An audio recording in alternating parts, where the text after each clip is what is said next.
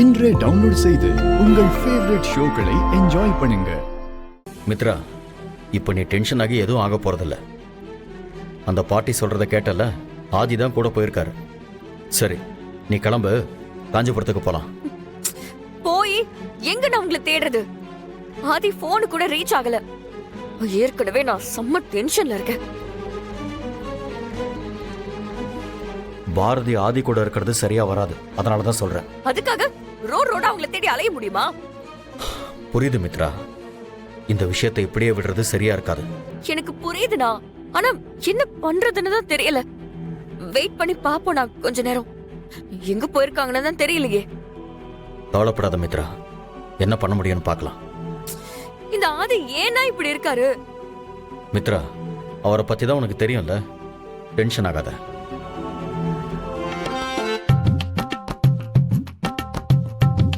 டேய், என்ன உடறாதுன்னு சொல்லிட்டு நீ உடறி கொட்டிட்டியே. பெண்கள் கிட்ட பேசி எனக்கு பழகம் இல்ல, அதான் படபடப்புல உண்மையை சொல்லிட்டேன். ச்சே, ஓட்ட வாய. இது புறா சொல்றா. டேய் மச்சான், எங்கடா இருக்கீங்க? இங்கதான்டா தம் போட்டுட்டு இருக்கோம். எல்லாரும் ஒன்னா தானே இருக்கீங்க? ஆமாண்டா, என்ன விஷயம்? ஒரு முக்கியமான மேட்ரு. கையில் என்னென்ன பொருள் இருக்கோ எல்லாத்தையும் எடுத்துக்கிட்டு நான் ஃபோனில் அனுப்புகிற லொக்கேஷனுக்கு உடனே வாங்க. வரேன்டா, ஆனா என்ன விஷயம் சொல்லு. தோற சொன்னாதான் வருவீங்களோ? கிளம்பி வாங்கடான்னு சொல்றேன். கேள்வி கேட்டுட்டு இருக்க? முக்கியமான விஷயம், ஒருத்தனை போட்டு தள்ளணும். சீக்கிரம் கிளம்பி வாங்க. லொகேஷன் அனுப்பி விடு, 5 நிமிஷத்துல அங்க இருப்போம்.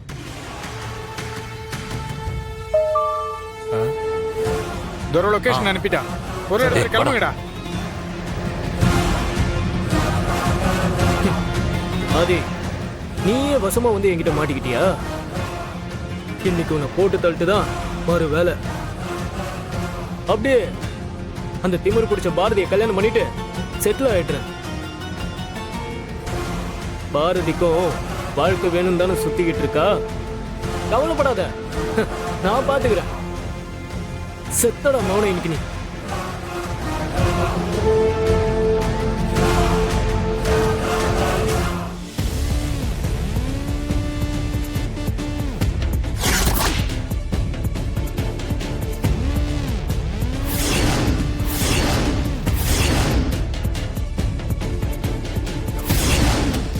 டேய், யாரா அது? சார் ஊருக்கு புதுசா இருக்காரு, உனக்கு தெரியுமா? இல்லையாடா, நானே இப்பதான் முதல்ல பாக்குறேன். ஏண்டா, உனக்கு எதனா தெரியுமா? நமக்குள்ள யாருன்னு கேட்டுக்கிறதுக்கு பதிலா சர்ட்டே யாருன்னு கேட்டுருவோம். யார் சார் நீங்க? ஊருக்கு புதுசா இருக்கீங்க, என்ன விஷயமா வந்திருக்கீங்க? ஆமா, காஞ்சிபுரத்துல எங்க தங்கியிருக்கீங்க? இப்ப நான் எங்க தங்கியிருக்கேன்னு தெரிஞ்சுக்கிட்டு நீங்க என்ன பண்ண போறீங்க? சரி, அதெல்லாம் விடுங்க. நீங்க எல்லாம் யாரு? எதுக்கு இந்த மாதிரிலாம் கேட்டுட்டு இருக்கீங்க? பாருடா, நாம சார கேள்வி கேட்டா சார் நம்மள திரும்பி கேள்வி கேட்கிறாரு. இந்த பாருங்க, நான் வேற டென்ஷன்ல இருக்கேன். தயவு செஞ்சு வழியப்படுங்க. பாருண்டா, சாரு டென்ஷன்ல இருக்காராம். அது சரி சார், எங்களுக்கு டென்ஷன் ஆச்சுன்னா நாங்க போய் சரக்கு அடிச்சிருவோம். உங்களுக்கு டென்ஷன் ஆனா நீங்க என்ன பண்ணுவீங்க? இப்படிதான் ரோட சுத்துவீங்களா? இந்த பாரு, நீ என்கிட்ட வேணும்னே பிரச்சனை பண்ற மாதிரி தெரியுது. வேணாம். டேய், சார் பாத்தீங்களாடா, பிரச்சனை பண்றோம் தெரிஞ்சுக்கிட்டே தான் பேசிக்கிட்டு இருக்காராமே. அப்ப ரொம்ப நல்லதா போச்சு, பிரச்சனையை பண்ணிடுவோம்.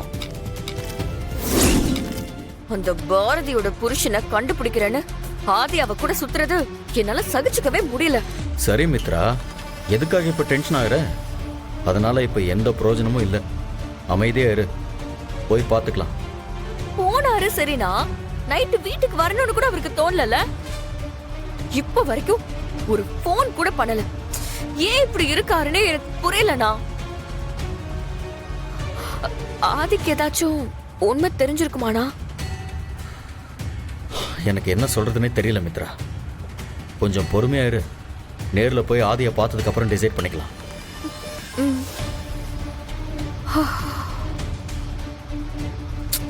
கொஞ்சம் சீக்கிரம் போனா.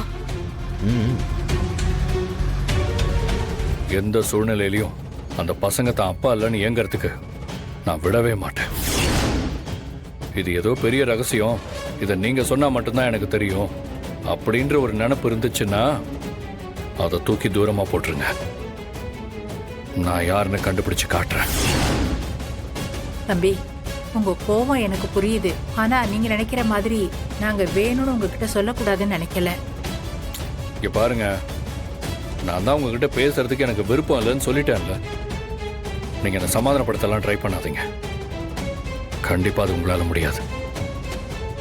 வார்த்தைக்கு வார்த்தை பாரதி உங்களோட மகன்னு சொல்றீங்கல்ல, அது உண்மையா இருந்திருந்தா என்கிட்ட எல்லா உண்மையும் நீங்க சொல்லியிருக்கணும். ஏன் பாரதி, நான் தெரியாம தான் கேட்கிறேன். உங்க வாழ்க்கையில அப்படி என்னதாங்க நடந்துச்சு? ஏன் மாத்தி மாத்தி எல்லாரும் விஷயத்தை மறைக்கிறதுக்கு முயற்சி பண்ணிட்டு இருக்கீங்க? ஆதி, உங்க கோபம் எனக்கு புரியுது. நீங்க கேக்குற எல்லா கேள்விக்கும் பதில் சொல்லணும் தான் நானும் நினைக்கிறேன். ஆனா என்னோட சூழ்நிலை அது எதையும் உங்ககிட்ட சொல்ல விடல. அதுதான் உண்மை.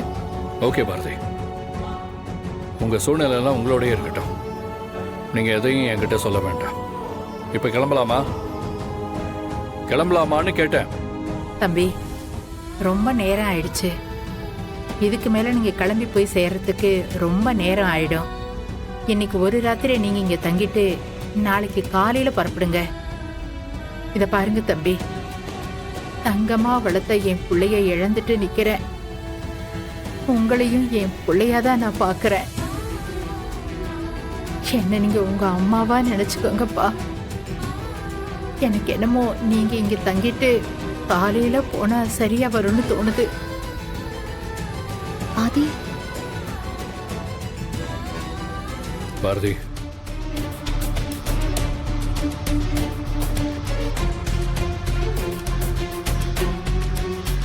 ஆதி, என்கிட்ட உங்களுக்கு ஏதாவது கேட்கணுமா?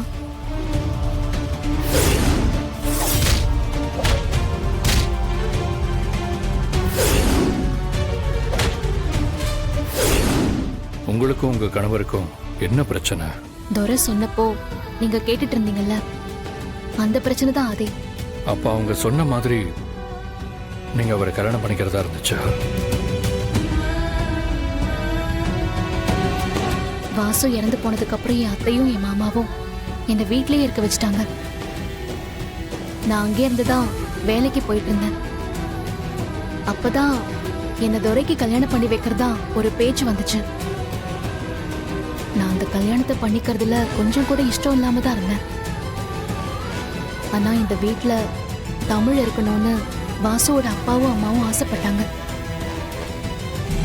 அவங்க விருப்பத்துக்காக வேற வழியே இல்லாம நான் கல்யாணத்துக்கு சரின்னு சொல்லிட்டேன். அப்படி ஒரு கட்டாயத்துல அந்த கல்யாணம் நடக்க இருந்த சமயத்துல தான் என்ன அவர் வந்து காப்பாத்தினாரு.